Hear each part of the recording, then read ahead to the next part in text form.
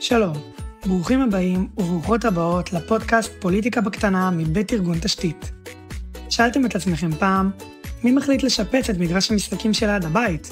או למה האוטובוס עובר דווקא מהרחוב ההוא ולא מהרחוב שלכם? ומי בכלל דואג לשמור על הטבע? אז בעונה הזו שנקראת המערכת, נצא יחד למסע בין הסיפורים והאנשים בשירות הציבורי. זה שעובד בשביל כולנו, גם אם לפעמים אנחנו לא רואים אותו. בכל פרק נגלה איך כל זה קורה, ומי עומד מאחורי ההחלטות, הפתרונות והשינויים. וגם נלמד איך אתם, ילדים וילדות, יכולים להשפיע ולשנות. אז אם אתם אוהבים לחשוב, לדמיין ולגלות איך העולם סביבכם פועל, הפודקאסט הזה בדיוק בשבילכם. אז שימו אוזניות, התמקמו בנוח וקדימה, מתחילים. פרק מספר 1. סוכני השירות הציבורי.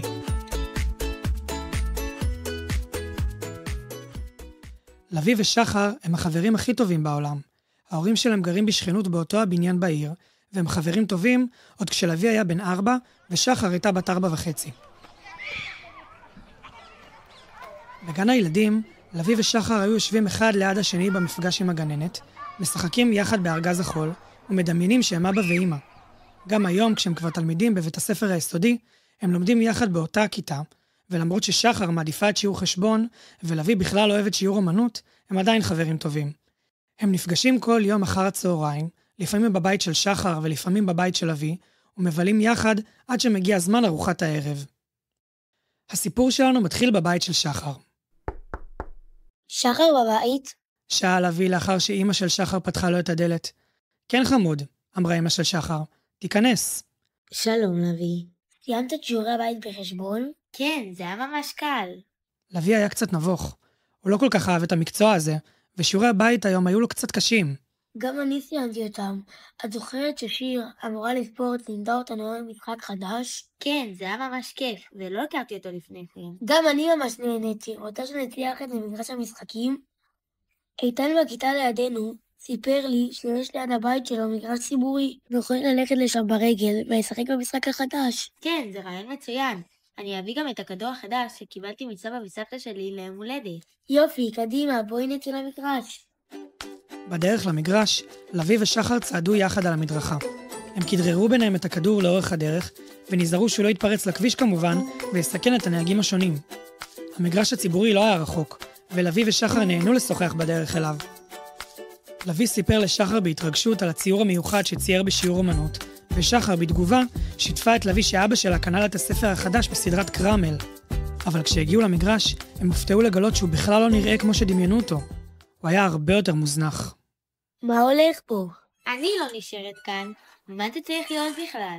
אי אפשר לשחק בכדור במגרש כזה שהשערים בו שבורים, ובמקום דשא יש מלא בורות ובוץ מגעיל. לוי חשב עוד רגע אחד ואז אמר, עוד מעט גם התחיל להכשיר פה, ואני לא רואה שיש כאן פנסי תאורה בכלל, כמו מגרשים אחרים שאני מכיר. מה נעשה?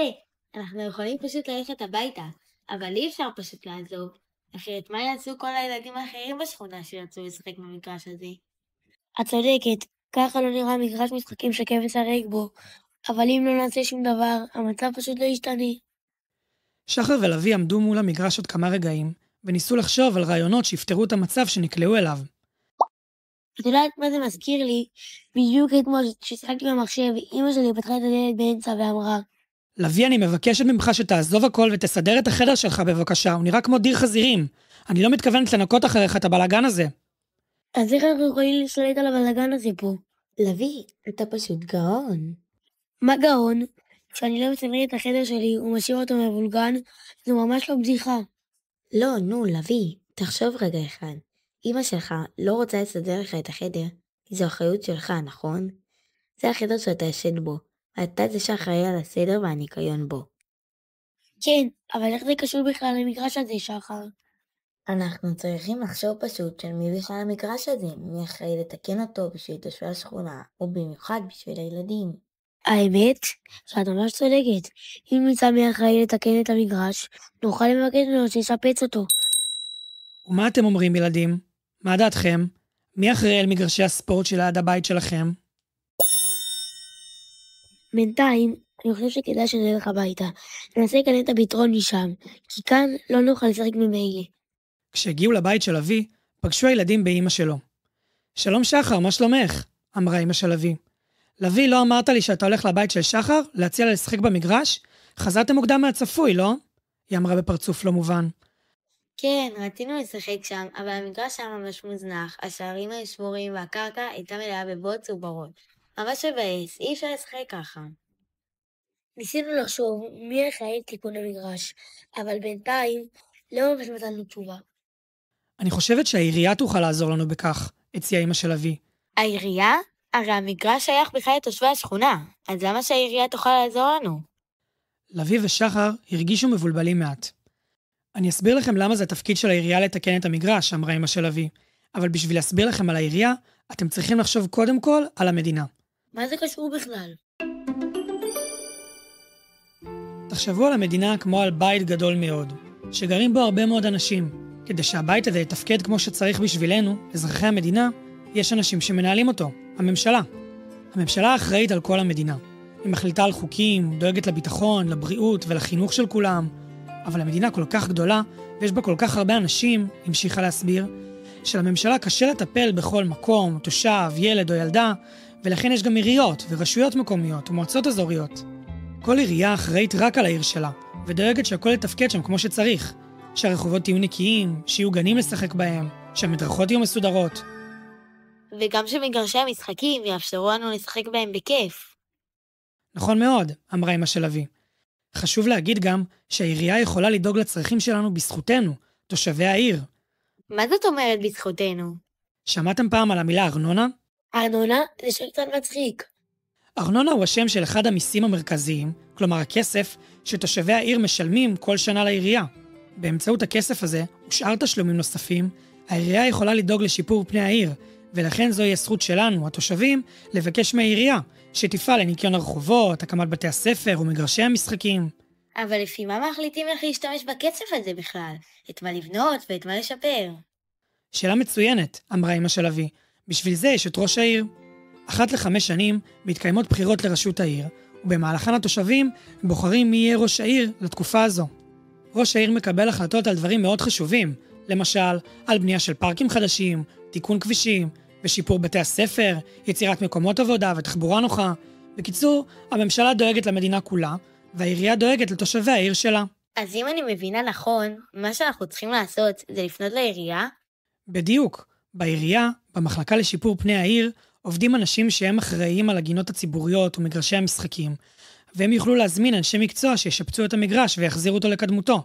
רגע, אז איך בעצם אפשר לפנות לעירייה? למי פונים? שאלה מצוינת. יש כמה דרכים לעשות זאת. לעיריות רבות יש מספר טלפון שאליו אפשר להתקשר ולדווח על בעיות, כמו רחוב מלוכלך, מנורה מקולקלת, או במקרה שלנו, מגרש משחקים שבור. זה נקרא גם מוקד 106, בגלל מספר הטלפון שלהם. בהרבה ערים יש גם אתר אינטרנט, או אפילו אפליקציה שבה אפשר לשלוח דיווחים. אפשר לצלם תמונה של הבעיה, או המפגע הסביבתי, ולשלוח אותה ישירות לעירייה. אם זו בעיה גדולה יותר שדורשת שינוי משמעותי במיוחד, אפשר גם לכתוב מכתב מסודר לראש העיר, ולהסביר למה חשוב לתקן את הבעיה. אני אומר לך שחר, ידעתי שיצא משהו טוב מזה, שלא צריכה להתאחד אתמול. ושלושתם פרצו בצחוק גדול, והתקשרו יחד למוקד העירוני. שלום, הגעתם למוקד העירוני 106. איך אפשר לעזור לכם? אני ולוי, חבר שלי מהכיתה, גרים בשכונה פה בעיר. רצינו לספר לכם על בעיה במגרש המשחקים שלנו. הוא מלא בורות ובוץ, ואנחנו כבר לא יכולים לשחק שם כמו פעם. זה באמת נשמע מאוד מבאס, אבל טוב שהתקשרתם אלינו. אני שמח לשמוע שילדים כמוכם דואגים לעיר שלנו. קוראים לי יואב, ואני עובד בעירייה בתור נציג המוקד העירוני. התפקיד שלי הוא לקבל פניות מתושבים על דברים שצריך לשפר בעיר, ולוודא שהפניות שלהם מגיעות למי שיוכל לטפל בהן. אז מה קורה עכשיו? איך הם מתקנים את זה? ברגע שאתם מדווחים לנו, אנחנו מעבירים את המידע למחלקת התחזוקה של העירייה. צוות התחזוקה ייגש לראות את המגרש, ואם צריך, הוא ישלח אנשי מקצוע שישפצו אותו. חשוב לומר שלפעמים זה לוקח כמה ימים, ולפעמים אפילו קצת יותר, אבל אנחנו משתדלים לטפל בכל הפניות במהירות. אז בעצם העירייה כאן כדי לעזור לנו? בדיוק כך. אנחנו כאן כדי שהעיר שלנו תהיה מקום טוב, נקי ונעים לכל תושבי העיר, מבוגרים וילדים. אם יש לכם עוד רעיונות או בעיות, תמיד נשמח שתתקשרו אלינו שוב. טוב, תודה יואב. תודה לכם. אני מבטיח לעקוב אחרי הפנייה שלכם. שיהיה לכם יום נהדר. ואתם, ילדים וילדות, האם יש מקום ליד הבית שלכם שהייתם רוצים לשפר? חשבתם פעם למי אפשר לפנות? זכרו, העיר שייכת לכולנו. גם לכם יש רעיונות טובים, וכל שיכול להשפיע, וגם אתם יכולים להיות סוכני שירות ציבורי. אז אם יש לכם הצעה לשיפור פני המקום בו אתם גרים, דברו עם ההורים שלכם, ואולי אפילו תכתבו לראש העיר בעצמכם. ואל תשכחו, גם אתם חלק מהמערכת.